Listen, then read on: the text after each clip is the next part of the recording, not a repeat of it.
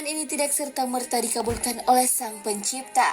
Allah Subhanahu wa Ta'ala kemudian mewahyukan kepada Nabi Sulaiman bahwa tidak ada baiknya jika iblis ditangkap atau dibinasakan.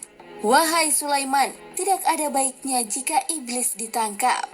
Namun Nabi Sulaiman tetap memohon, "Ya Allah, keberadaan makhluk terkutuk ini tidak ada kebaikan di dalamnya."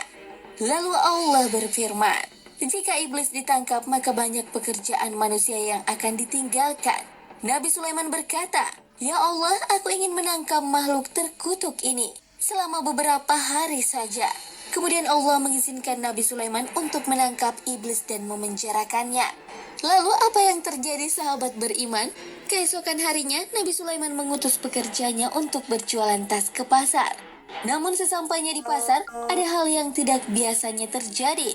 Pasar tersebut kosong tanpa penghuni. Semua pedagang menutup dagangan mereka. Pekerjanya lalu memberitahukan hal itu kepada Nabi Sulaiman alaihissalam.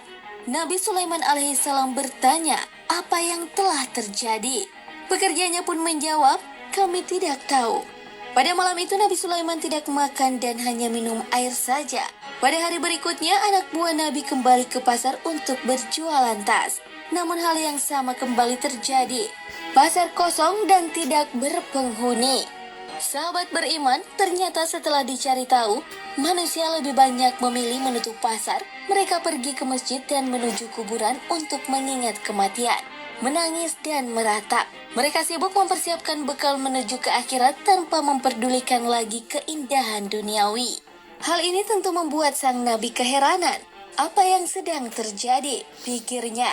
Nabi Sulaiman lalu bertanya kepada Allah perihal ini. Kenapa orang-orang tidak bekerja mencari nafkah? Lalu Allah mewahyukan kepada Nabi Sulaiman, "Wahai Sulaiman, engkau telah menangkap iblis itu, sehingga akibatnya manusia tidak bergairah bekerja mencari nafkah. Bukankah sebelumnya telah kukatakan kepadamu bahwa menangkap iblis tidak mendatangkan kebaikan?" Mendengar jawaban Allah, Nabi Sulaiman kemudian melepaskan iblis dan bala tentaranya. Dan benar saja, keesokan harinya pasar kembali ramai. Manusia kembali bersemangat bekerja mencari harta dunia untuk makan dan memenuhi kebutuhannya. Jadi jangan berprasangka buruk terhadap ciptaan Allah. Meski kita anggap tidak berguna sekalipun, karena Allah lah yang maha tahu apa yang Dia ciptakan. Wallahu a'lam bishawab.